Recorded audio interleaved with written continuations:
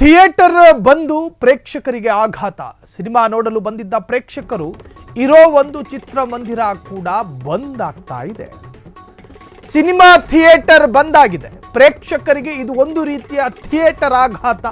Cinema ನೋಡೋದಕ್ಕೆ ಬಂದಿದ್ದಂತಹ ಪ್ರೇಕ್ಷಕರು, cine ಪ್ರಿಯರು, ಇರೋ ಒಂದು ಚಿತ್ರಮಂದಿರ ಕೂಡ ಬಂದಾದ್ರೆ ನಾವು ಎಲ್ಲಿ ಹೋಗಿ ಸಿನಿಮಾ ನೋಡೋಣ? ತುಮಕೂರು ಜಿಲ್ಲೆಯ ಕೊರಟಗೆರೆಯಲ್ಲಿರ್ತಕ್ಕಂತಹ ಚಿತ್ರಮಂದಿರ ಅದು.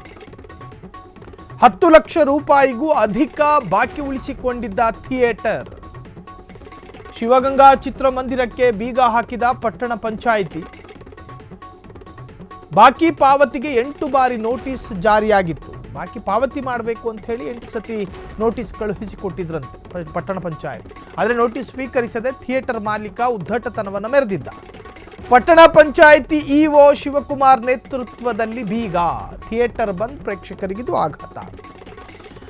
ಕರ್ನಾಟಕದಲ್ಲಿ ಸಾಕಷ್ಟು ಸಿನಿಮಾ ಥಿಯೇಟರ್ಗಳು ಬಂದಾಗ್ತಾ ಇದೆ. ಯಾಕೆ ಬಂದಾಗ್ತಾ ಇದೆ ಅಂತ ಕಾರಣ ಕೇಳೋದಕ್ಕೆ ಹೋದ್ರೆ ಅಲ್ಲಿ ಸಾಕಷ್ಟು ಕಾರಣಗಳು ಕಾಣ್ತವೆ. OTT ಅಬ್ಬರ, ಅದು ಇದು ಅಂತ ಹೇಳಿ. ಆದರೆ ತುಮಕೂರಿನ ಕೊರಟಗೆರೆ ಗೃಹ ಸಚಿವರ ಕ್ಷೇತ್ರ, ತವರು ಕ್ಷೇತ್ರ, ಅಲ್ಲಿ ಥಿಯೇಟರ್ ಒಂದು ಬಂದಾಗಿದೆ. ಅದಕ್ಕೇನು ಕಾರಣ ಅಂತ ಕೇಳಿದ್ರೆ ಆ ಕಾರಣ ಡಿಫ್ರೆಂಟ್ ಆಗಿದೆ.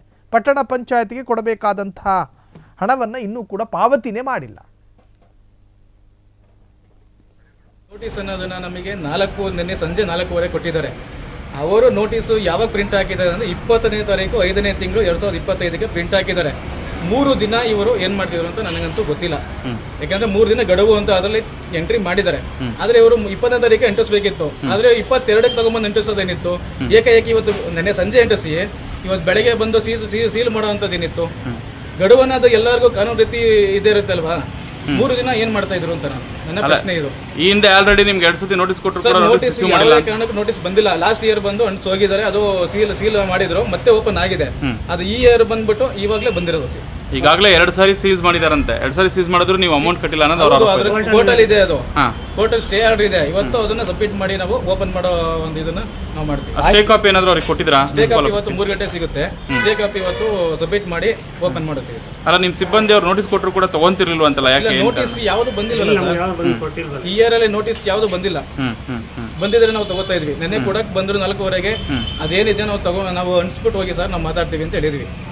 ಅಂಟಿಸ್ಬಿಟ್ಟು ಹೋಗಿದ್ದಾರೆ. ಬಂದು ಇವತ್ತು ಏಕಾಏಕಿ ಬೆಳಿಗ್ಗೆ ಸೀಲ್ ಹಾಕಿದ್ದಾರೆ. ಈಗ ಅವರೇ ಎಂಟ್ಸೋಗಿರೋದು. ನಿಮ್ಗೆ ಕೊಡಕ್ ಬಂದ್ರೆ ತಗೊಂಡಿಲ್ವ?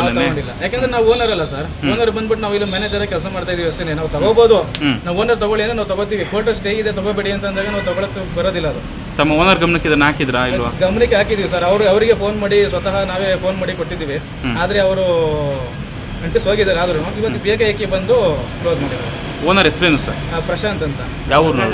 ಗಂಗಾಧರಿ ಅವರ ಹೆಸರಲ್ಲಿದೆ. ಅವ್ರ ಮಗ ಪ್ರಶಾಂತ್. ಅವ್ರು ಯಾವ ಊರು ಸರ್? ಅವ್ರದ್ದು ಇಲ್ಲೇ ಕಿರಾಂಪುರ ಬರುತ್ತೆ.